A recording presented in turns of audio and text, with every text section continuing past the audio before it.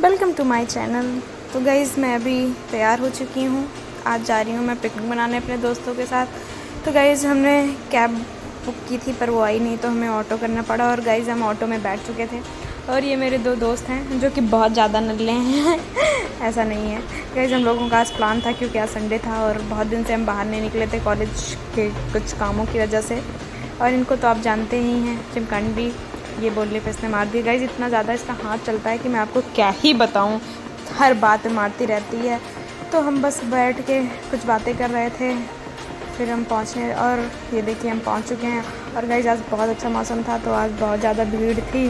मैं दिखाती हूँ आपको, ये देखिए बहुत ज़्यादा भीड़ है। लेकिन जनेश्वर वालों का एक काम अच्छा है कि उन्होंने स्कैनर लगा दिया जिससे हम टिकट बुक कर सकते हैं, नहीं तो गाइस लाइन में लगना। फिर हमारी बारी थी गार्ड अंकल को टिकट दिखाने की।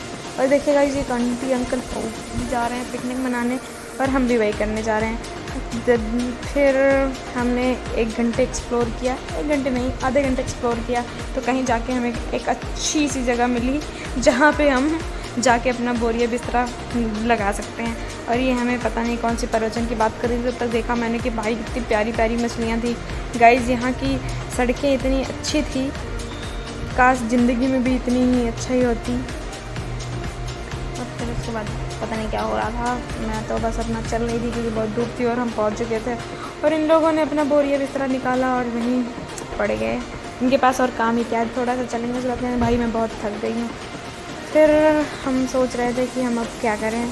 फिर हम बैठ के लोगों को देख रहे थे, ये अपनी ज्ञान बता रही थी। फिर हमारी नज़र पड़ी इन फूलों पर जहाँ पे हमारे दोस्तों का कहना था कि वनस्पति विभाग का नुकसान करने पे 1000 रुपये का जुर्माना है। फिर हमने देखा ये गुलाब, भाई इसकी तो जो स्टोरी है ना मैं क्या ही बताऊँ। हमने ऐसे गुलाब पता नहीं दोबारा कभी ख़रीद पाएंगे कि नहीं ख़रीद पाएंगे, इसके पीछे की इतनी लंबी स्टोरी है। मैं इससे पूछ रही थी बता दूँ, तो इस पर पूरा ऐसे लिख रही थी, नहीं ऐसे नहीं वैसे नहीं वैसे नहीं। फिर गाइज़ मुझे लग गई बहुत से भूख, फिर हम खाने की प्लानिंग करने लगे। वैसे तो हम घर से बहुत सारी चीज़ें ले गए थे, जिसमें चाय थी, तो अभी हम चाय पीते हैं। और गाइज़ चाय बहुत टेस्टी थी क्योंकि मैंने बनाई थी और इसमें कोई डाउट नहीं है। उसके बाद चाय के अलावा भी हमारे पास बहुत सारी चीज़ें थे, लेकिन मैं स्नैक्स में ले गई थी समोसा। ये समोसा तो सच में बहुत टेस्टी था। ये देखिए गाइस मैं खा के दिखाती हूँ आपको, एक बाइट 1 मिनट। वैसे तो ख़त्म ही हो चुका है पर फिर भी, पर सच में इतना ज़्यादा टेस्टी था ना कि क्या ही बताऊँ। फिर मैडम मैगी ले आई थी, ऐसे नहीं जज करूँगी, खा के बताऊँगी। और ये तो एज़ यूजुअल मैं अच्छा बनाती हूँ, लेकिन आपको बताती हूँ मैं। भाई एक बाइट खा लूँ फिर बताऊँ। टेस्टी तो है, चलो ठीक है। मतलब अब ज़्यादा बोलूँगी तो कुछ नहीं। फिर खा पी के हम थोड़ा सैर सपाटा करने निकल गए, लोगों को देखने निकल गए। गाइस वहीं लिखा था कि पुष्प वाटिका, तो हमने कहा चलो पुष्प वाटिका भी एक्सप्लोर कर लें। अब मैं उस वाटिका में चले जा रहे हैं, लेकिन हमें कहीं पुष्प नहीं दिख रहा है, बस वाटिका ही वाटिका दिख रही है। देखिए आप लोग भी देखिए, अगर कहीं आपको पुष्प दिखे तो हमें बताइएगा। सिर्फ वाटिका दिख रही थी। इतना चलने के बाद भी हमें पुष्प नहीं मिला। हाँ पुष्प नहीं मिला पर आरओ वाला पानी मिल गया।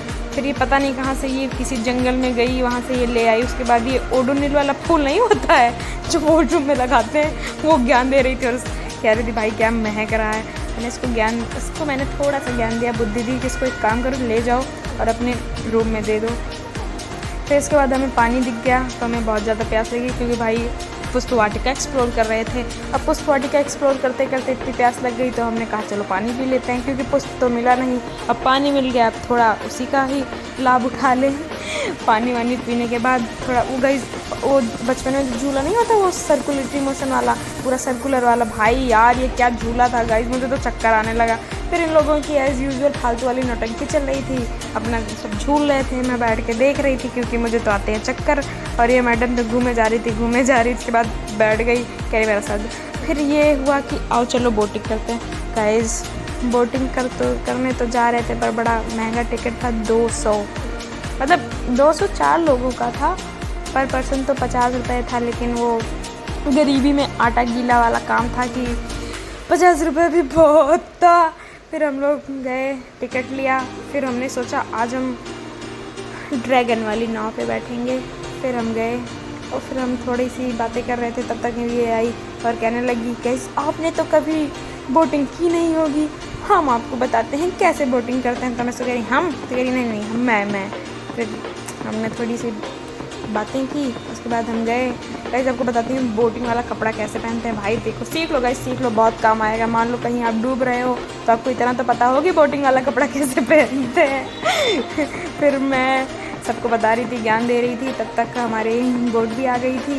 मैं इसको कह रही हूँ ये बताओ ज़रा बोटिंग कपड़ा कैसे पहनते हैं, लेकिन ये एज़ यूजुअल पोज देने में लग गई। भाई मुझे क्या है, मैं तो बैठी हुई थी आराम से। इन लोगों को चाहे चलाएं चाहे ना चलाएं, लेकिन अब यार ये एक तो इतना बड़ा था, सीधा चेहरे पे आ जा रहा था, और ये लोग बेचारे थके जा रहे थे। उससे मुझे क्या मतलब है, मुझे तो भाई एंजॉय करना है। अरे 200 दिया है, एंजॉय तो करूँगी। सो गाइस आज के लिए बस इतना ही।